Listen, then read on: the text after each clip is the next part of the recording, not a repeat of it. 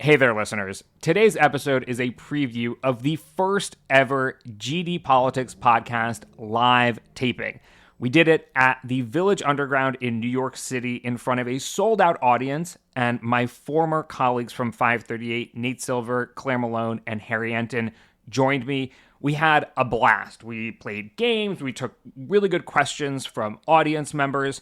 This preview is about 20 minutes or so. If you want to catch the whole thing, which is about an hour and a half, please subscribe at gdpolitics.com. Paid subscribers have access to the full-length audio and video versions of the live show. As always, I really appreciate your support, so go become a paid subscriber at gdpolitics.com, where you'll be able to catch all the fun that we had at the Village Underground. Otherwise, here's a preview.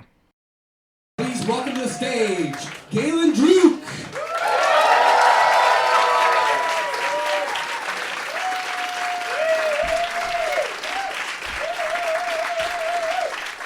Hello, hello.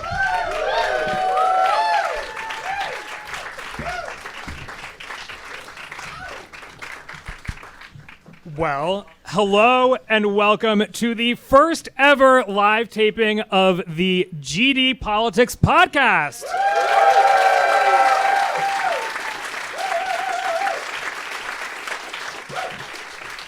I'm Galen Druk, and I need to start on like an earnest note for just a second because I have some thank yous. My former editor from 538 is here somewhere in the audience tonight, Chad. Anyway. Hi, hey, Chad. Okay. So I'm going to use some of the knowledge that he taught me. And although we usually save the thank yous for the end, it's actually the most important thing I have to do tonight. So we're going to go first. So first and foremost, I want to thank every single person here in the audience tonight for coming out. Listeners, friends, family, everyone. Thank you so much. So give yourselves a round of applause. I want to say a big thank you to my friends at the Comedy Cellar who very graciously hosted us tonight. It's really fun to be here, right here in the Village in New York City. And then, of course, I also want to say an enormous thank you to the best former colleagues a girl could hope for who are joining me on the stage tonight. So give them a round of applause. We're going to go one by one.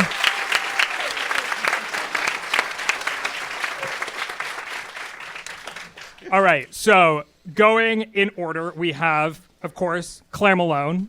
Hi, Galen. Yeah. Good to be here. Longtime crowd favorite. She covers politics and media as a staff writer at The New Yorker. That's right. And we worked together at 538, 4 years ago at this point? Yeah, they fired me 4 years ago. No, 5 years ago. You're gonna get there's a pattern here. Next up is the founder of it all, Nate Silver, founder of 538, and now Silver Bulletin. This is like a 97th percentile New York night, right? It's warm out. It's April. Are the Knicks on tonight? I don't know, but thank you for coming. Seriously. So Nate, we actually did our last live show together. Claire, you were also there. Exactly 2 years ago, 2 days ago. Really? Yes. Oh, wow. At the Bell House in New York City. And next up, we have... Hey, Galen. Whiz Kid, although now Whiz Adult, right? Is it Whiz Adult, Harry Enten? The beard has definitely grayed, I can assure you, but it's still nice and fluffy, and makeup does a very nice job of making sure that the coif is quite high.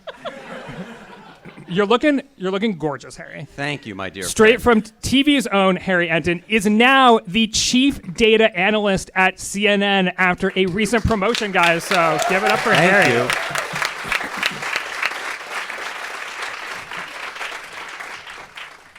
you. Okay, we have got a lot to cover tonight, so we're going to get into it. First off, Trump has now been president for exactly 93 days, which means that we are exactly a week away from Think Peace Hell. And we're gonna be joining Lucifer in some of those hot takes tonight. But speaking of the afterlife, the Catholic Church is leaderless That was a good segue. after the passing of Pope Francis. I don't have any jokes about J.D. Vance killing Pope Francis because I technically still work for ABC News until May 9th. But that means that I'm right on target for when conclave begins. So College of Cardinals, I will be available. I was raised half Catholic, and I'm willing to be baptized for the right job. Galen, I don't think you're papable. That's a term. Papa Bale. Well, according to Pope Francis himself, I would fit right in. I don't know if you remember the quote, but it was "In Vaticano c'è aria di frociagine," which Impressive. Galen is single. and he another does mark speak in my Italian. favor. I do speak Italian. For those who don't know that translation, it's in the Vatican. There's an air of. I'm that's just a direct quote. I'm being a precise reporter. That is what he is reported to have said, the late Pope himself. In any case, you guessed it, there is a betting market for who the next Pope will be, so we're going to talk about it. We are also heading into White House Correspondents Association dinner weekend. So actually, sorry, I take back what I just said. We're 2 days away from Think Peace Hell. This year, stop me if you've heard this before, but there's been some consternation over how exactly the media should handle Trump. This is a conversation that has been happening for about a decade, and lucky for us, we have some of the most astute, or at least most obscenity-laden media critics on the stage tonight. And yes, Nate Silver, to answer your question, you can swear. It's a comedy show. And if everyone behaves, I have a game that we're also going to play called Guess Which Politics or Media Celebrity Said This, and then we will also hopefully get to some listener questions. But there is a real comedy show on after us, so we are time limited. So let's get right into it, and let's start with, I've got the resident Catholic to my right here. Let's start with the Pope. So I went straight to Polymarket, which, yes, Nate does consult for. I'll get that out of the way for you. Did somebody just say we know? It's like Twitter's in the room. Yeah. Peter Thiel. Okay, so here we go. Pietro Parolin leads the pack with a 29% chance of becoming Pope. According to the New York Times, the 70-year-old cardinal has been Pope Francis's second in command since 2013, when Francis made him Secretary of State. In that role, he's been in charge of overseeing internal church affairs and foreign policy. There's only 3 who have double-digit odds, according to Polymarket. So I'll intro those, and then I'm going to throw it to you, Claire. Next is Luis Antonio Tagle. I think it's Tagle. Tagle. I just Googled this backstage. Okay, all right. With a 20% chance of becoming Pope. The 67-year-old cardinal is a liberal-leaning Filipino whom commentators have dubbed Asian Francis. I'm still quoting from the New York Times, by the way. His highly personable approach is in line with Francis's attention to the poor and those in need in developing countries. And then lastly, the only other name with double-digit odds of the papacy is Matteo Zuppi at 10%.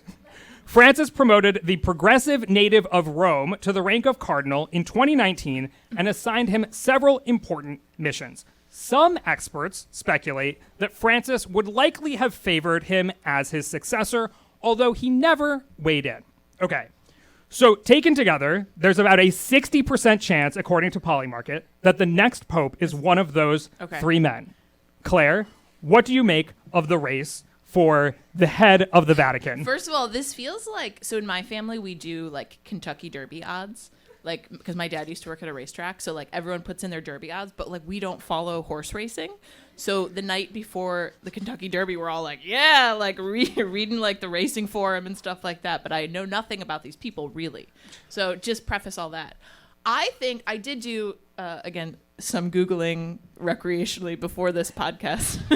I think it's going to be Tagle. That's my betting Ooh. odds. Okay, and The I'm first basing Asian Pope. the first. Well, apparently there was a Well, correction on the East New York. Asian Pope. Thank you. East Asian Thank Pope. you. There was a correction on the Times article because I think some of the popes, the early popes in the early millennia, were Turkish or born in Syria. Anyway, I think I looked up so Francis appointed something like 108 of the 135 or 136 cardinals who are going to vote.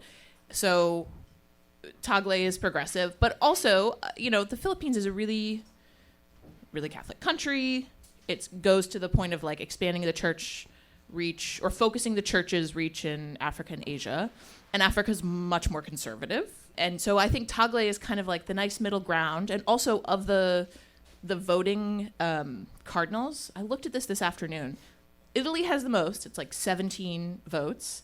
But then there's really a lot of dispersed votes in Asia and North America and South America. And I kind of think just really ignorant betting odds. Is this like FIFA where Qatar is going to buy a pope? Wait, isn't in Conclave? Where's the random cardinal from? Isn't he from The movie? Yeah, isn't he from Syria or something? I don't know. Afghanistan. Thank you. If you haven't seen Conclave, I am gonna spoil it for you, probably. No. Wait, don't spoil it because it's part of the game. Oh, okay, all right. Okay, Nate, I know you actually have. So you did some homework, like Claire, He pulled about out the his next phone. pope. I did homework in the way any intelligent college student would these days, which is I looked at ChatGPT Oh boy. and I asked ChatGPT. This is not loading, which is terrifying me. Yeah, there's no reception down here. It's a basement. Okay, good. It's cached. Thank God. I asked it. All right, if I gave you 1,000, this is 4.5. 4.5. GPT 4.5 is doing advanced. It's reading the internet, right? I'm like, I'm gonna give you $1,000. Look up the odds and tell me how you'd allocate that portfolio of $1,000. And actually, the name it likes best was one that appealed to me. Let me look at his name. Pizzabolla. Is it that guy? Is he Italian? Pier Paolo Pizzabolla. Cardinal Pierre Battista Pizza Balla literally means beautiful pizza. Actually, it's Balla, not Bella. I thought it was a good pick. This is, by the way, I bet one time on the World Series of Darts, right? I just went purely by name and appearance. I assume the fatter, the better, right? Pierre Pizza Balla, pretty good looking for a pope, right? Talk about conclave. But I heard look, somebody said online said it was like if J.K. Rowling had to name an Italian student at Hogwarts. Wait, but how old is he? Is he between the ages of 70 and 74? He's 60. He looks no older than 57, I'll tell you that much. But 60's too young. Harry, I can see that you're just champing at the bit over there to get in on this I'm papal thrilled. conversation. Oh, as a New York City Jew, I mean, obviously I study this all the time. Look, I don't pretend to know anything about this particular topic, and no, I didn't ask ChatGPT, and no, I didn't do some Googling backstage. So I apologize for not cramming before the exam. Pull your phone, Harry. Here's the phone. It's a knockoff BlackBerry. It's This from is why we love China. you. They're spying on me right now, and here's the wallet right over here. Anyone want a $2 bill? I have a bunch of them in here. Anyway, but here's what I do know about this particular contest, and that is that I myself am not all that trusting of the betting odds at this particular point. I know that Francis was going off at about, 25-1 before he was selected back in 2013. No one's going to fact check you. I believe that Benedict was far more of a favorite. He was, in fact, the top getter. He was going off at about 3-1. So the question ultimately is what the hell do we know that a bunch of cardinals are going to go into a room and then some white smoke's going to go up? I don't frickin' know. I mean, you want to ask me who the next prime minister of Israel is? That might work for me. I have a sort of ground setting thing for this, right? Which is that Francis didn't really change any doctrine of the church. In some ways, his papacy was, and I don't mean this lightly at all because I think it's actually very important. He was pastoral, but it's sort of it was like a PR papacy, right? He really did a lot of work to change a church that had an atrocious reputation, rightly so. Well, to that point, here's my next question. Since the last conclave in 2013, the portion of cardinal electors from Europe has dropped by 21%, meaning they are no longer a majority. The percent from Asia has nearly doubled, and those from Africa grew by 30%. Now, this is a group of people. It's 135 cardinal electors representing 1.4 billion Catholics worldwide. So I don't know if we want to talk about reforming electoral processes, maybe. Although there is a voting cutoff. If you're a cardinal 80 or over, you're not allowed to vote in the College of Cardinals. So Democratic Party, maybe take a hint. Joe Biden could be Pope. He could. No, he could, yeah. You have to be male and baptized. Yeah.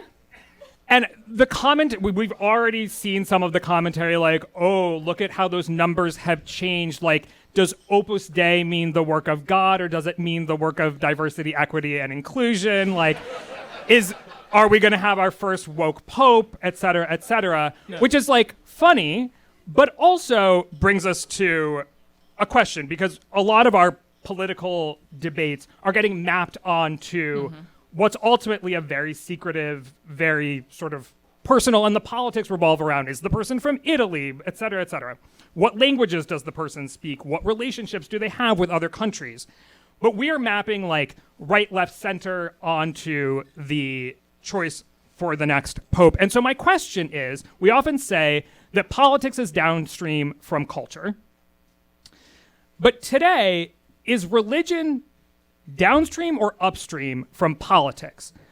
I mean, I think for people, that's true. But for the institutions, everything else is downstream.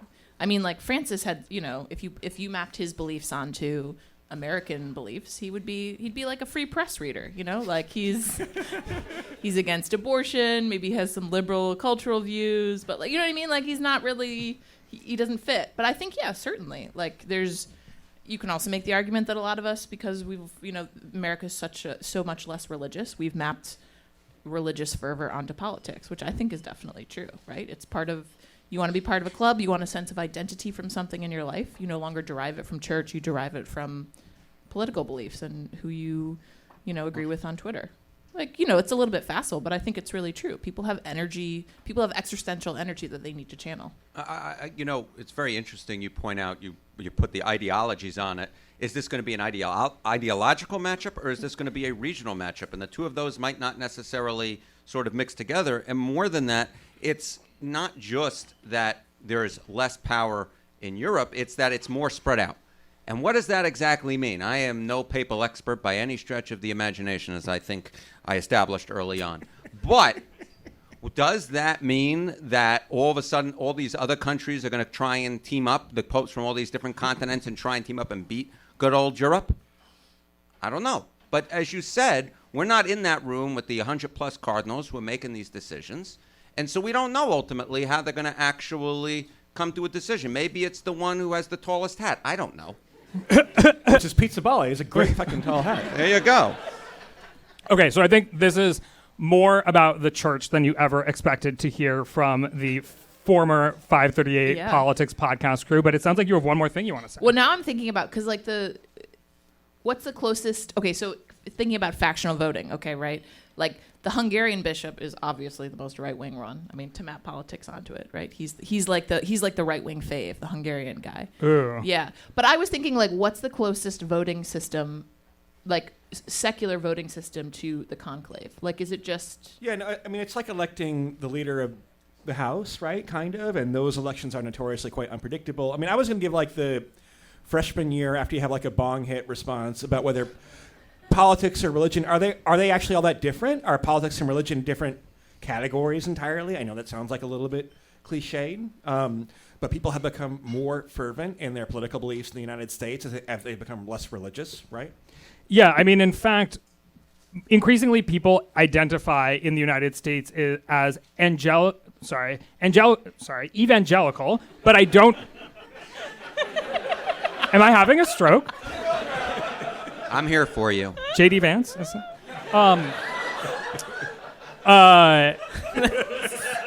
People are increasingly identifying as evangelical, but say that they don't go to church, which is not really internally coherent. Why is that not anyway, go on. Evangelical increasingly maybe has to do with politics, and church-going has to do with spirituality and community.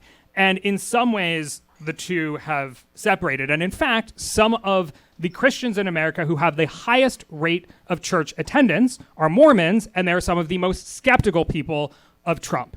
And so sort of we've maybe split up a bit what the terms used to mean. Well, that was the big mystery going into the 2016 Republican primary, right? Yeah. If you looked at it, Trump was doing very well among evangelicals, but in fact, one of his weaker groups was those who attended church at least weekly. Those terms have certainly diverged.